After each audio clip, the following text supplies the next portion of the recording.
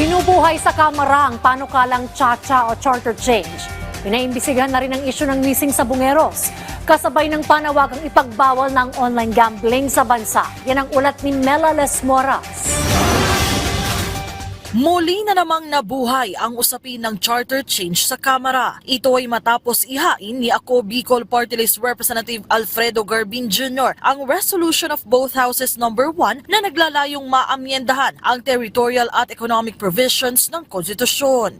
So merong konting pagbabago dahil yung ating i-final at niipasa noong 18th Congress na Resolution of Both Houses No. 2 only covers the amendment to restrictive economic provisions.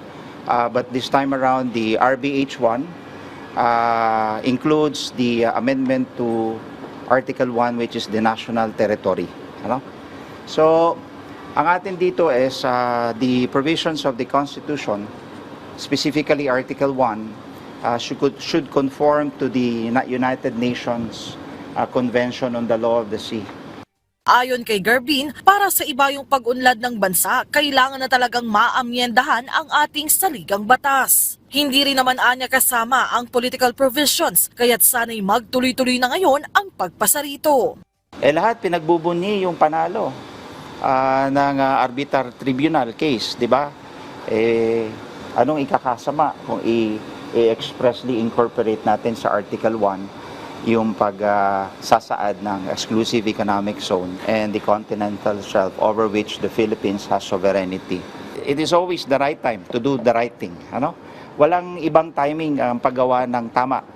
Palaging tama pag palaging tamang panahon pag tama ang ginagawa. Si Manila 6th District Representative Bienvenido Abante Jr. naman, suportado rin ang Chacha. Sa katunayan, gusto niya ring maging principal author nito. Bukod dyan, ilang panukala at resolusyon din ang inihain ni Abante. Kabilang na riyan ang House Resolution No. 53 na nagtutulak na maimbestigahan na ang issue ng mga missing sabongero sa bansa at House Bills No. 1876 at 1877 na nagsusulong naman sa tuluyang pagbabawal sa online at off-site gambling maging sa advertisement at promotion nito. Napakalaki ng social cost, napakalaki ng human cost na ginagawa niya sa ating lipunan. Oo. Kaya dapat na talagang itigil na ito.